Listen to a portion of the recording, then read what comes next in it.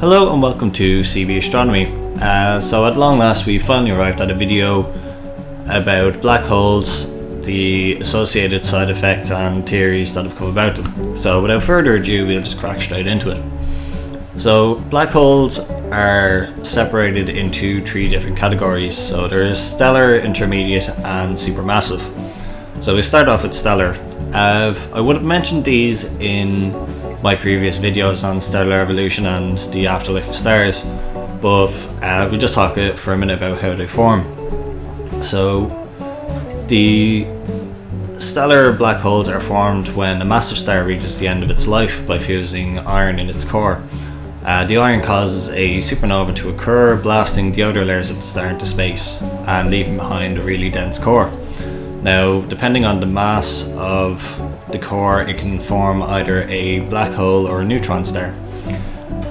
So the stellar black holes have a mass of more than 3 solar masses, and this is compressed into about the size of a city.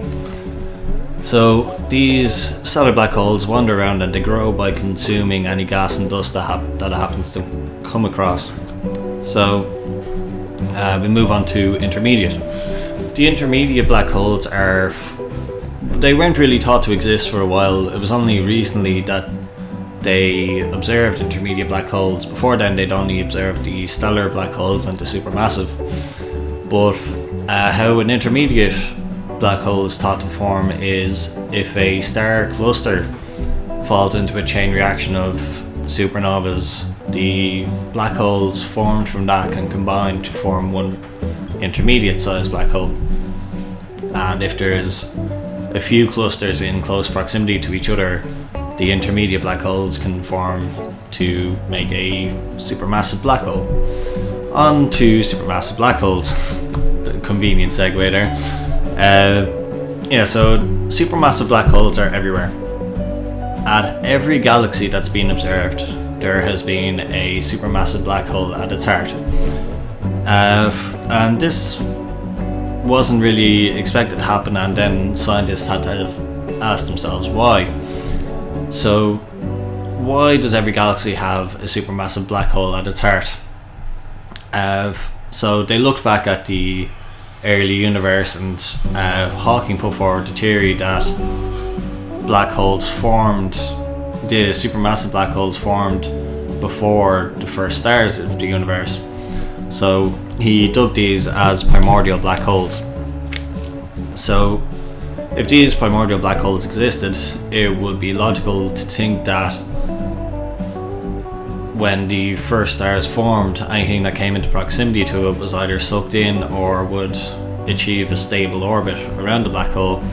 So then over time, as more stars formed, more stars would go into orbit, and over time then would eventually form the first protogalaxies, and then with collisions of protogalaxies formed galaxies. But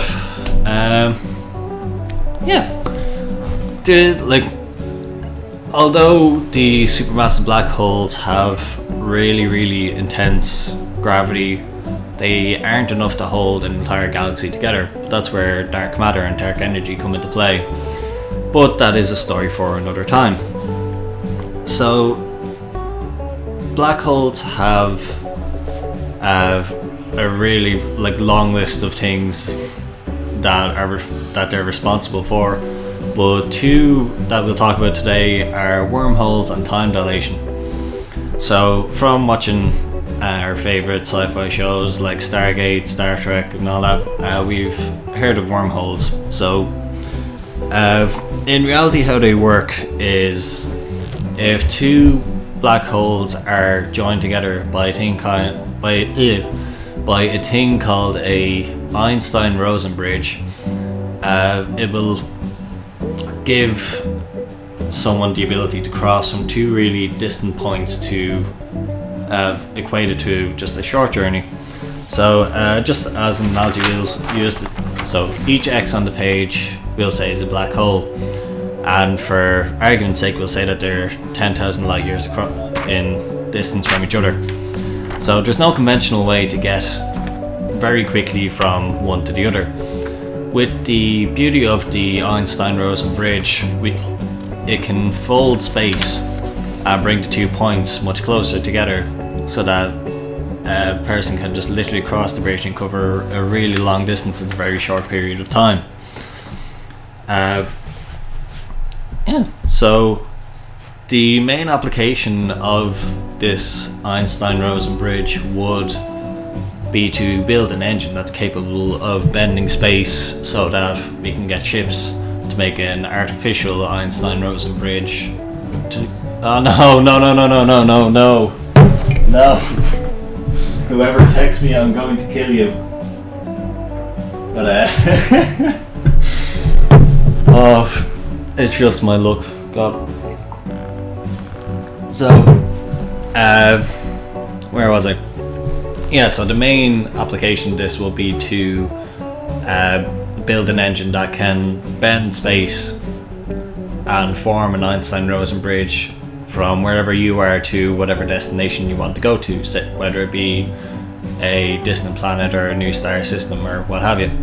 Unfortunately, we are a long way away from achieving this goal, and that's after wrecking my head.